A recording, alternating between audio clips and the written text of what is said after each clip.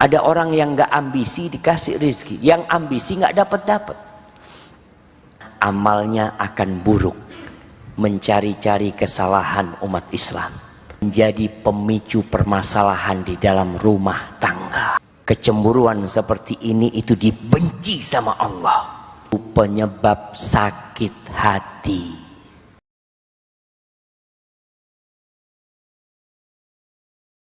Ada orang yang Masya Allah rizkinya tidur diketok pintunya. Kau yakin nggak sama Allah? Subhanallah jemaah, kalau bicara rizki itu jemaah. Ada orang yang nggak ambisi dikasih rizki, yang ambisi nggak dapat. Ibnu Qayyim mengatakan asyuh fahuwa khuluqun dzamim. Sifat kikir itu akhlak buruk, yatawalladu min su'idzan, lahirnya dari su'udzan, wa dha'fin nafs, dan jiwa yang lemah, wa yamudduhu wa'du syaitan, ditambah lagi janji-janji syaitan. Apa janji syaitan? Asyaitanu ya'idukumul faqra wa ya'murukum bil fahsya wallahu ya'idukum maghfiratan minhu wa fadla. Syaitan itu selalu nakut-nakutin antum sedekah, antum sedekah gimana? Nanti anak-anak antum makan apa? Iya ya, mau sedekah 100.000, aduh iya betul, ganti 2.000 lah, yang penting sedekah. Itu ada bisikan-bisikan, antum su'udzon, takut jemaah. Kemudian yang keempat, orang yang su'udzon biasanya amalnya akan buruk. Allah mengatakan wadzalikum dhannukumul ladzi dhanantum bi rabbikum ardakum. Hasan al-Basri ketika membaca ayat ini tuh, gara-gara prasangka kalian yang kalian sangka kepada Allah, itu yang menghancurkan kalian, membinasakan kalian. Apa kata Hasan al-Basri? Innama amalun nas ala qadri dhununihim bi rabbihim. Amalan manusia itu bergantung dengan prasangka mereka kepada Rabb mereka. Fa'amal mu'min fa ahsana billahi dhann fa ahsanal amal. Orang mukmin itu berbaik sangka kepada Allah, maka amalnya baik dia. Wa amal kafir wal munafik fa asa'al dhanna fa asa'al amal. Adapun orang kafir dan orang munafik, dia buruk sangka sama Allah, akhirnya amalnya jadi buruk. Kayak tadi yang kita contohkan, sodako nggak jadi sodako dia. Kenapa? Karena dia kan su'udzon, udah takut nggak dikasih ganti sama Allah. Coba dia husnudzon sama Allah Subhanahu wa taala. Dan Allah mengatakan, ana inda dhanni abdi bi falyadhunna bi ma syaa. Kata Allah, aku tuh bergantung dengan prasangka hambaku kepada aku, kata Allah. Hendaklah hamba kau itu berprasangka semaunya dia. Semaunya dia. Antum berprasangka, ya Allah, doaku insya Allah dikabulkan sama Allah. Allah itu maha baik, Allah kabulkan insya Allah. Tapi antum mengatakan, aduh kayaknya nggak dikabulin doa ana. Kayaknya ana sampai mati nggak kawin kayaknya. Antum suudzon. Ketika antum husnudzon, amal antum akan jadi baik, jemaah. Akan jadi baik. Kemudian yang kelima, suudzon ini menimbulkan permusuhan dan dengki di dalam hati. Ya kita lihatlah, orang kalau sudah suudzon, ketemu sama orang itu jadi nggak nyaman sudah. Kemudian yang keenam, suudzon itu mengantarkan kita kepada mencari-cari kesalahan umat Islam, seperti tadi yang kita sudah bahas. Yang ketujuh, suudzon itu yang menjadi pemicu permasalahan di dalam rumah tangga.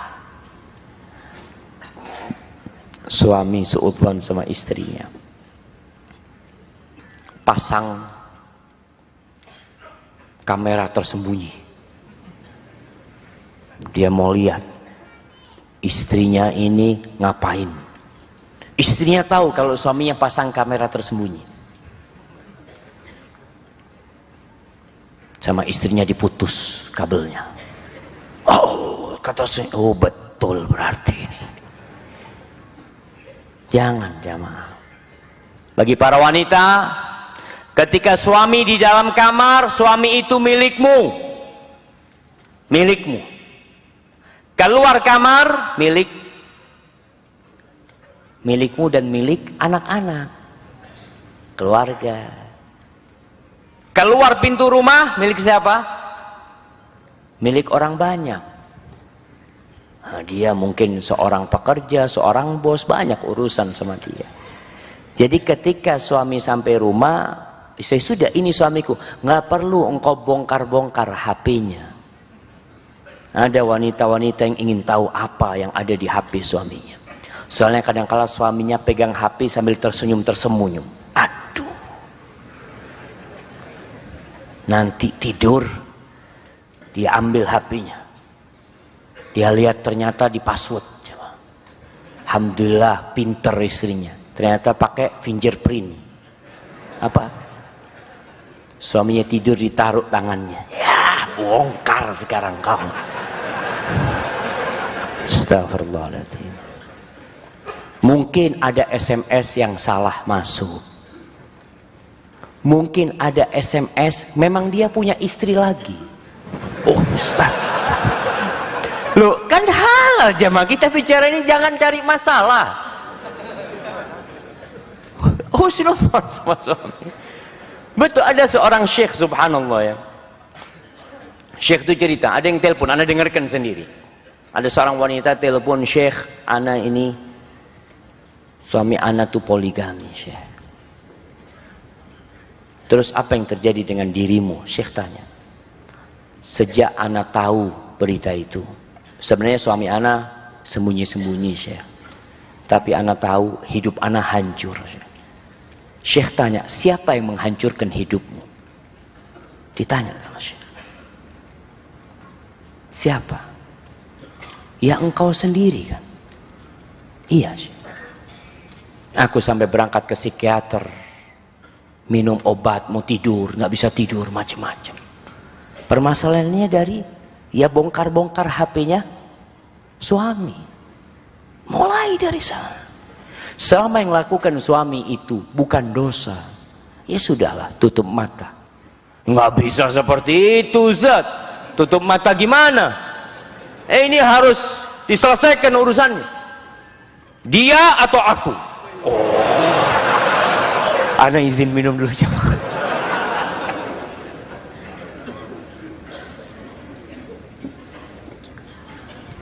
Kata Ibnul Qayyim rahimahullahu ta'ala, beliau mengatakan, al-ghairatu madmumatun minha, ada kecemburuan yang tercela. Di antaranya kecemburuan yang membawanya untuk su'udzon. Fayu'dhi bihal muhibbu mahbubahu. Orang yang mencintai akhirnya menyakiti kekasih dia sendiri. Gara-gara su'udzon itu. Wa yughri alaihi qalbahu bil ghadab. Dan dia penuhi hatinya dengan amarah kepada kekasihnya sendiri. Wa hadhil ghairah yakrahuha Allah idza kanat fi ghairi riba. Dan kecemburuan seperti ini itu dibenci sama Allah kalau tanpa alasan yang benar, tanpa ada hal yang memang harus dia suudzon. Antum pernah lihat Rasulullah SAW marah kepada Aisyah,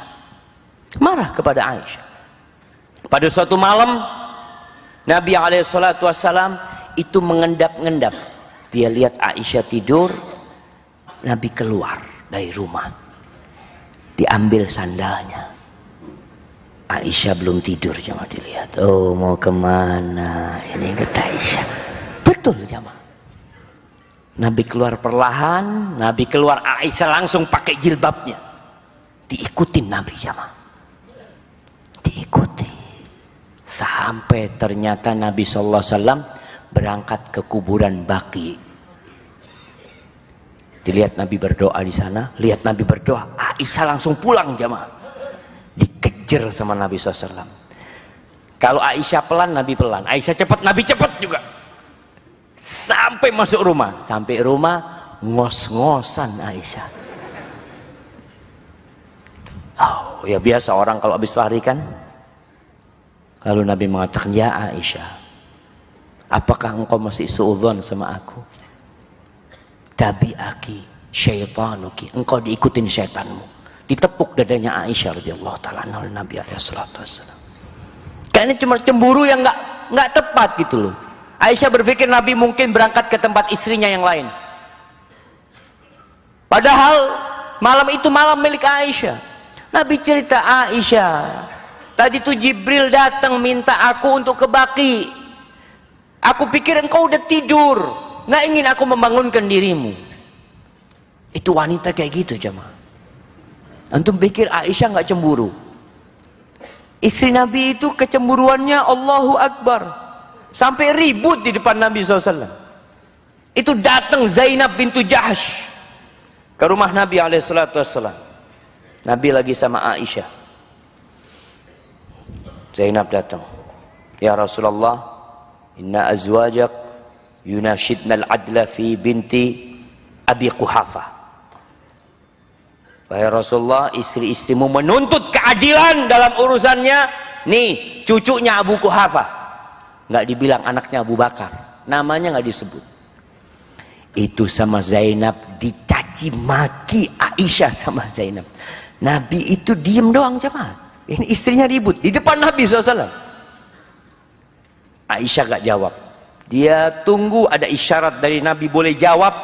Oh, Nabi ngasih isyarat boleh jawab jemaah. Dibalas sama Aisyah sampai kering lisannya Zainab, gak bisa jawab.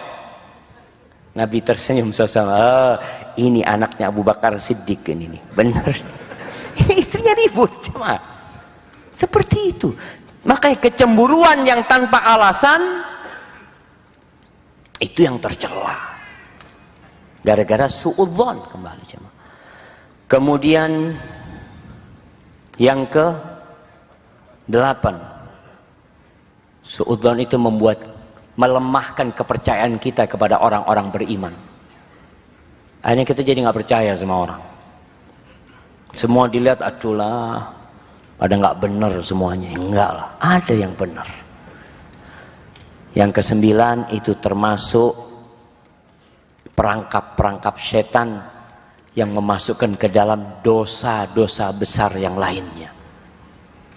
Maka coba selamatkan diri kita. Kemudian yang terakhir, yang ke-10, itu penyebab sakit hati. Antum melihat orang-orang munafik waktu perang Uhud nggak bisa tidur gara-gara suudzon. Dan kita itu memang subhanallah jemaah. Anak kadang kelas sama teman-temannya. Ada teman mau ke toilet bawa tas. Anak ngomong tasnya taruh sini. Anak ngomong, antum masa takut tasnya nggak anak jagain? Oh ya ya Ustaz, anak taruh Ustaz, kata dia. Husnudzon jemaah, supaya kita jadi nggak sakit hati. Antum masuk toilet, tasnya anak pegang, mikir, dibuka enggak tas sana ya sama Ustaz itu. Antum jadi astagfirullahaladzim. Baik jemaah, hindarilah suudzon. Berusahalah kita untuk husnudzon sama Allah subhanahu wa ta'ala. Husnudzan Allah itu mengampuni dosa-dosa kita.